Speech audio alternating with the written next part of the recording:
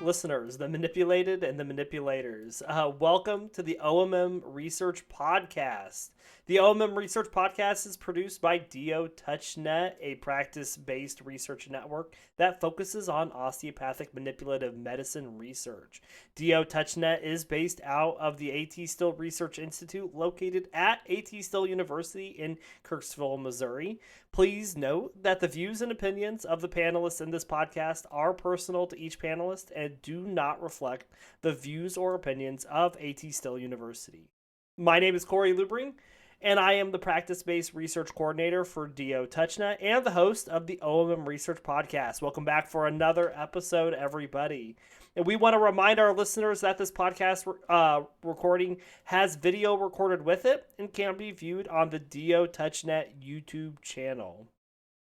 As always, we want to start off this episode by introducing our panelists for this episode, starting with Dr. Amendolara. Hi, my name's Al Amendolara. I'm a PGY1 in neurology at St. Luke's University Health Network. And thanks for being with us again this week. And then we have Dr. Stacey. Hi, my name's Dr. Stephen Stacey. I am the Director of Osteopathic Education at the La Crosse Mayo Family Medicine Residency Program and Assistant Professor of Family Medicine at Mayo Clinic.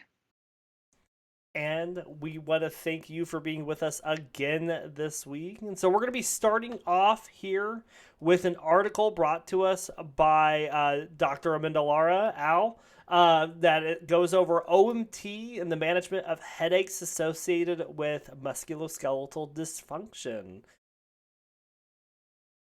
Sure. So this article is called Osteopathic Manipulative Treatment and the Management of Headaches Associated with Musculoskeletal Dysfunction, Systematic Review and Meta-Analysis by Raymond et al. It was published in Journal of Osteopathic Medicine on November 6th, 2025. So a little bit of overview. This was a systematic review with meta-analysis that aimed to evaluate the effectiveness of OMT for managing headaches associated with musculoskeletal dysfunction. They did a search of a number of databases, I won't list them all here, where they looked for articles, randomized controlled trials that investigated some kind of osteopathic manipulative medicine and some sort of headache. When they ran this, they also did what's called a risk of bias assessment. They graded their evidence using what's called the GRADE system, grading of recommendations, assessment, development, and evaluation. And then they did a pooled analysis, which they reported as standardized mean difference, which is the meta-analysis part of it. They found quite a few studies initially, I think over 11,000. After screening, they ended up including 18. And their main result was that they found moderate quality evidence indicating that our articulatory treatment with HVLA and soft tissue HVLA and articulatory treatments effectively reduced the severity of headaches. And they also found moderate quality evidence that this combined technique could reduce the frequency of headaches and also some quality of life improvements.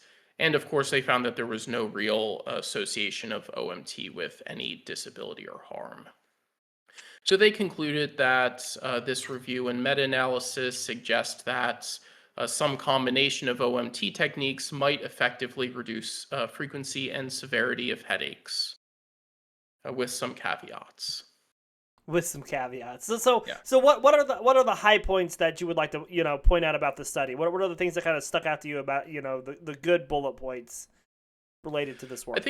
I think this is a well-reported systematic review, which is probably half the battle when you're dealing with systematic reviews and meta-analyses.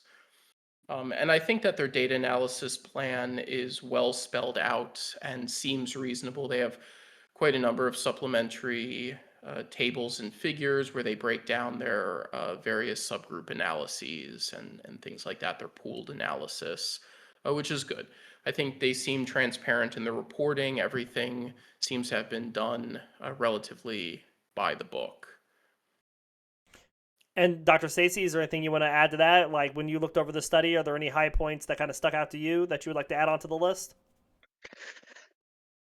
Yeah, I guess the main thing that I look at is just the choice of topic for a systematic review and meta-analysis. The point of a meta-analysis is to be able to pool data and make a better statistical prediction of what might be able to occur than what you could conclude from a single study. But one of the things that they point out, the reason this hadn't been done in prior reviews and the reason they said that this should be done now is the prior reviews didn't do it because of heterogeneity of the studies. That just means that the specific treatments and the specific conditions analyzed and the specific outcomes didn't align well enough to really determine whether they could be compared. So, for example, if I'm going to say look for a treatment of the common cold, when I'm looking for the outcome really matters. So if I'm looking for the outcome at a day versus a week versus a month, you're going to expect natural history of disease to have played a significant role in the change of the symptoms, regardless of what my intervention is. And so timing of outcome matters. But then if we're looking at anybody presenting to the urgent care with a respiratory illness, then whether or not they have a common cold versus asthma versus allergy symptoms, all of this matters because they're going to have a different uh, outcome. Versus then if you say, we're going to take everybody with the common cold, people who were treated with over-the-counter medicines, treat people that were treated with antibiotics, and people that got no treatment at all, you see that by the time you start adding up all of these things, you really don't have anything near Mm-hmm. close enough to really compare for statistical power. And that's really what they found in these studies is that there wasn't enough in common in terms of indication, treatment used, or time course or outcome. I don't see how they get away with pooling the data to make their conclusions. I don't know if you saw this differently, Al. You know, I my problem with it is I agree the heterogeneity is a difficult to overcome obstacle here. My bigger issue is the way that they break down outcomes, which is to say, they don't really. They have some general outcomes that they broke down: severity, frequency, disability associated with headache. It's not entirely clear to me from my reading of the paper and their methodology that there was too much attention given to the specific within trial outcomes. There's not too many ways to measure headache frequency, but there's can be variation in it. But disability, quality of life, these don't all have identical metrics. I I think what I'm trying to get at is that circling around to your point, there's a lot of heterogeneity here, and at some point, if you don't have good data going in, your output is just going to be very messy, which I think theirs is. I want to say I think they did as good a job as they probably could have given the data that they were working with, but it Oh, does make sure. their results not particularly useful, to be completely honest, especially given the relatively positive spin that they're giving the results. Yeah, I'll agree. I don't know that I could have done better with the particular topic that they looked at. This might have been more conducive to a narrative review without meta-analysis simply because of the heterogeneity of the studies, which I they agree. kind of did anyway, right? So they broke down things by indication and they tried to share um, uh, by, or not by indication, but by different types of interventions and how the interventions might have worked, looking, so they have a table 3 here with the effect estimates and the different type of intervention they used, which is which is fine as far as it goes, and it can be helpful for um, a quick reference to what evidence is out there, but really the evidence that is out there is not robust at this point. I would also say, I think, well, or do we want to move on to less high Yeah, points? yeah. If you yeah, Am so I so allowed? yeah, yeah. If we're transitioning now, let's start to dive into the critiques or the the not so high points that you all want to point out. I think my main critique is their overly broad categorization of headaches. I haven't read every single study that they list here, but based on their review of these studies, they have a number that look at migraines, they have a number that look at tension type headaches, whiplash headaches. They have a few different variations. And in my opinion, it's really meaningless to combine the results of an OMT intervention on what is a fundamentally different pathophysiological process, and one that we don't particularly understand all that well. I don't think it would be controversial to say that we don't have a ton of understanding of why migraines happen, or why they happen in particular people, or why they vary. Just as an example. And so to do a meta-analysis where you're not only at a baseline starting off with a fairly heterogeneous sample, but now you're also mixing in different interventions, different outcomes, and also different underlying pathological processes and not subgrouping them. I don't know what to do with that. Dr. Stacey? And even if you tried to subgroup it, there's not going to be enough power in each of those different studies. For some And of these, there's maybe one study out there that studies the things the way they did, which, if there's and only they one do study, mention then that. what's the point of a meta-analysis? They do mention that in their limitations. I don't want to be listing off these negatives as if I don't think the authors were unaware necessarily of their limitations, but in light of their limitations, I think their conclusions are a bit too positive. That's maybe the one criticism I would put against the authors themselves. Otherwise, I think they did maybe as well as they could with the data they had. And the criticisms that we're bringing up are maybe more criticisms in the underlying data, and perhaps the decision to use meta-analysis methodology in this particular case, where I mean, strictly speaking, it probably doesn't apply very well. But otherwise, they seem to have done a good job searching for relevant articles and screening them out and adjudicating disagreements. So uh, overall, I don't want to criticize it too hard because I'm certain I wouldn't have done a better job than they did if I were trying to answer the same question that they were. Yeah. So then, if you all were to, as we have asked in previous episodes, take this, a step further or do the studies yourselves, like what thing would you change or what would you carry forward, into a study that would be either the next steps or something similar to this? Yeah. The real answer is probably not to do this type of meta-analysis because the data doesn't exist. I think That if you was really my wanted to, yeah, I think if you really wanted to do a meta-analysis, though, you would have to just narrow it down to a really precise clinical question. When we look at big meta-analyses that get done, they're very specific clinical questions with a very specific intervention, with a very specific outcome, with a very specific patient population.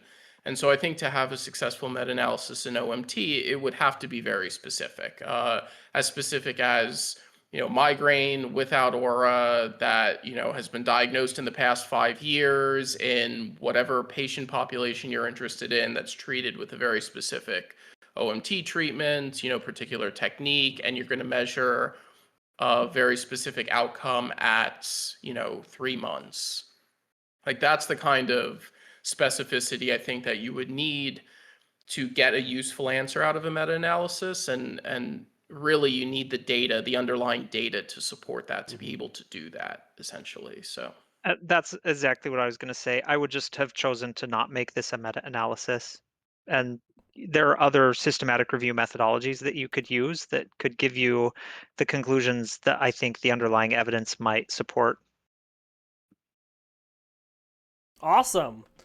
Well, thanks for bringing us that article this month, Dr. Amendolara. We just before we move on to the next article, we would just want to remind our listeners that this recording does have a video portion with it. If you want to see our beautiful faces while we are talking about OMM research, you can go to the DO-Touch.NET YouTube channel. That's DO-TOUCH.NET. YouTube channel. I got to make sure I could spell correctly off the cuff while not looking at it. You know, those big words, DO touch. If you want to be able to continue the conversations in the comment section there, otherwise, make sure you're also smashing those follow or subscribe buttons so that you can follow along with episodes as they come out and we continue to talk about research.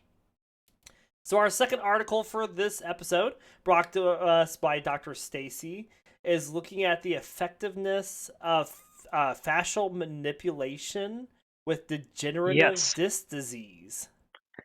So the title of this article is Assessment of the Effectiveness of Fascial Manipulation in Patients with Degenerative Disc Disease of the Lumbosacral Spine.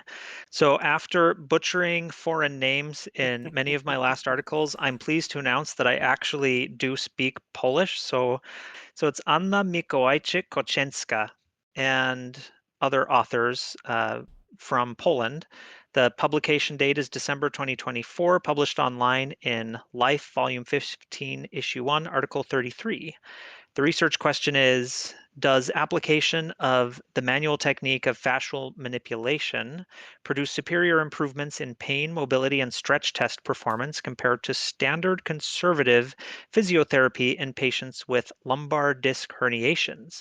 And their conclusion was that in patients with lumbar disc herniations, fascial manipulation is, as they say, definitely more effective than standard conservative physiotherapy in reducing pain and improving mobility/stretch test performance. So before we hop into the pros and cons, I know something that our past listeners have asked is, could you give us a little bit more background on the methodology that was used in this study?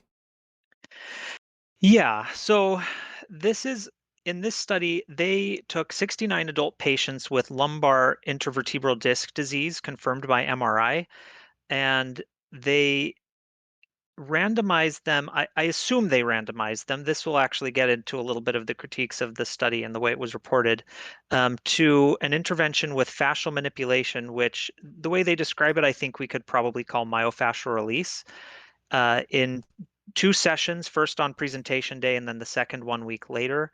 And then the comparison was to standard conservative physiotherapy, and um, they measured pain outcomes with the visual analog scale, and they also did range of motion and mobility limitation testing. And they did stretch symptoms with the straight leg raise test and the prone knee bend test to basically look at whether this fascial release led to improved myofascial textural changes and an actual range of motion. And then they found a statistically significant improvement in the pain as well as the mobility limitations and stretch test results. And they found that the effectiveness did not correlate with age, gender, number of disc herniations, degree of disc damage, anything like that.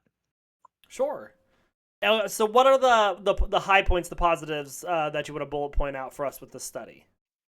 So this study was actually a treat to read, except for the methods. That was a little bit painful, but the background and the discussion had a lot of really cool information about myofascial physiology and the rationale behind why they are choosing this particular therapy, and even why they thought that it might be effective in something where you had MRI confirmed disc disease, where they said a lot of patients who have confirmed disc disease may not actually be suffering from the disc disease, so it may be a red herring. Or even if they do have pain from the disc disease, it is likely altering the myofascial mechanics anyway, and they give some rationale for why that would be a consideration. So in terms of having a well-developed reason for why this is the thing that they are studying, I thought that was a really good strength of this manuscript. And Al, is there anything that you would like to add to that? I I appreciate that. I think they do a good job in their methods. Not in all aspects. I'm sure Dr. Stacy will have some things to say, but I appreciate that they're very specific with the types of disc disease they were going after and the patient population they were going after. They've certainly taken some time to describe exactly what they're looking for, what they're including. That's something that I think is important when you're trying to define an answerable clinical question with something like manual therapy. An important step that gets overlooked in this type of research is what exactly are we trying to treat? And I think having a well-defined, narrow patient population is probably a step in the right direction. And they did that really well. And Yeah. I agree that one of the methods that um, a lot of manual therapy studies could learn from is really focusing in on the population and especially the indication and Hmm. the precise treatment that they are looking at using for that indication, which is a really good strength. Where it fell apart was really in the execution.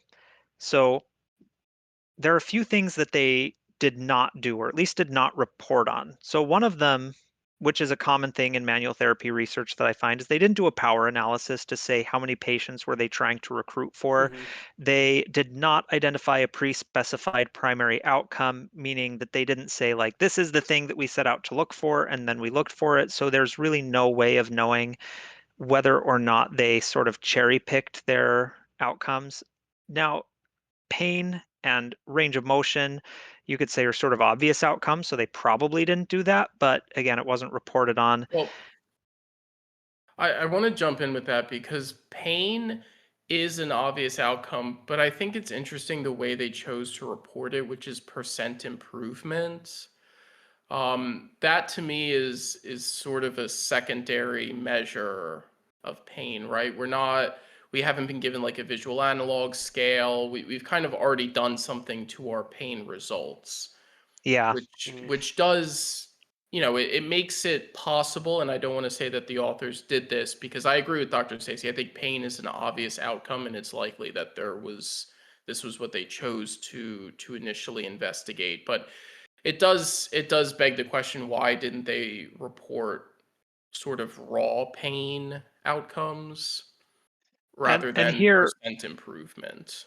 the real cardinal sins of this study though are number one, they did not mention allocation concealment. So as far as we can tell, the study was completely unblinded.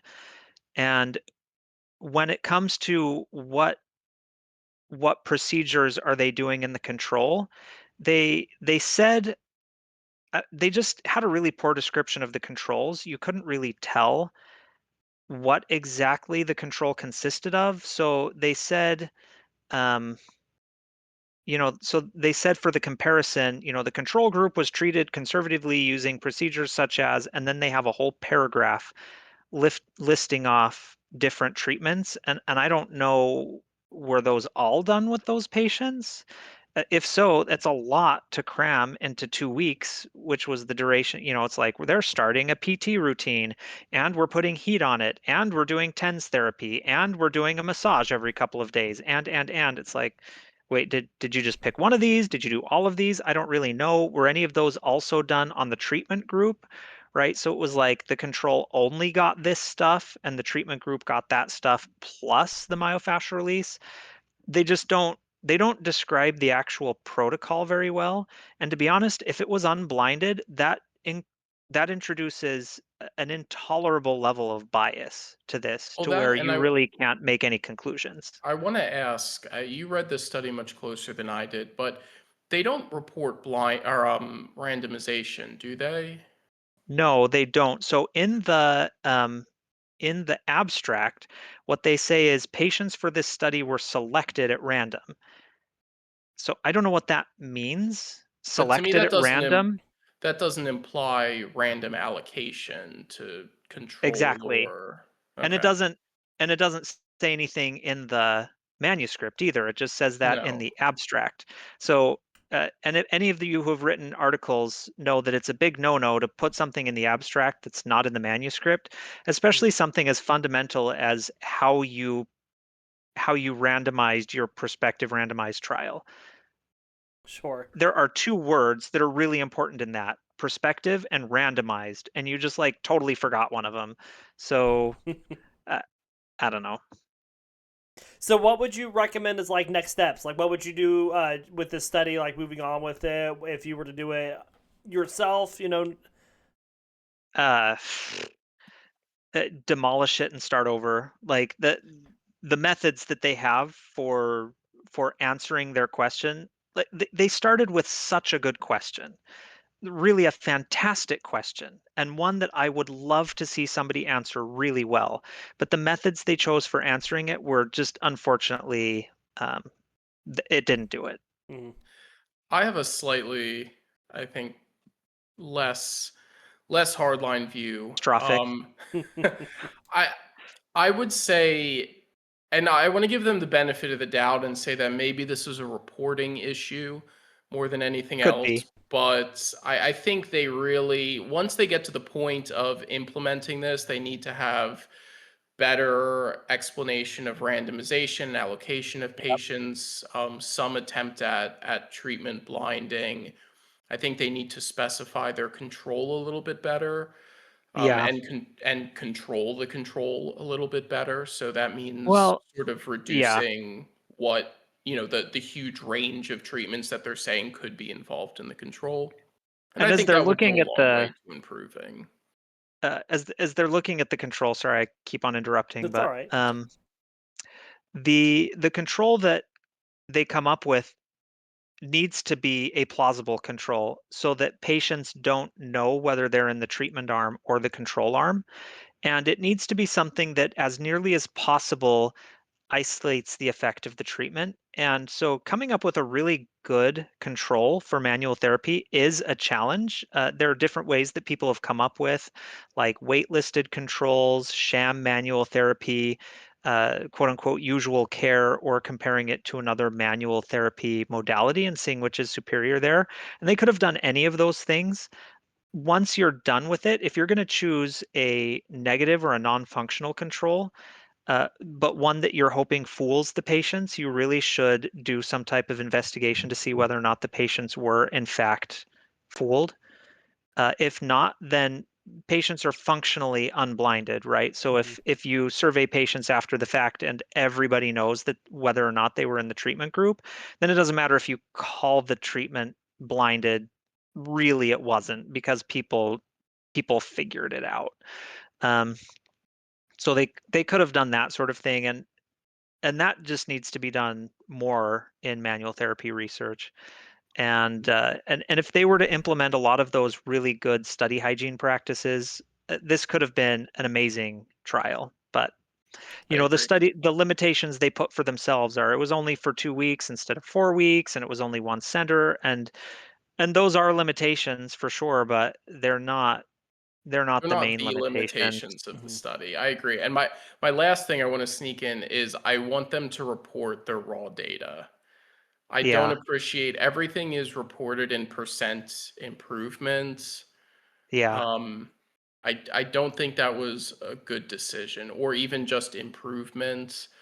I don't think that was the right decision. I think for a trial like this, it would have been beneficial to have a little bit more data reported. But if somebody is out there wanting to do a manual therapies research trial, and they're just looking for something where the indication is right there in front of them, read this Mhm. study. They've got a great background, they've got a great reason for doing what they're doing, and I think if it could be executed well, this would be a really cool thing to investigate. Sure. Well, Absolutely. thank you both for the joining us this week and for the articles you brought us. We want to thank Dr. Amendolara and Dr. Stacey for again being with us on our panel for this episode. We want to remind our listeners that we do have a website. It's DO-Touch.NET. If you want to check out stuff that's going on within our practice-based research network, join and become a member. We are free to join. Follow along with things that are happening with the podcast. and then see what kind of research that we're up to within our practice-based research network. So again, thank you, Dr. Amendolara. Thank you, Dr. Stacey, for being with us. And You bet. we will see you all next time.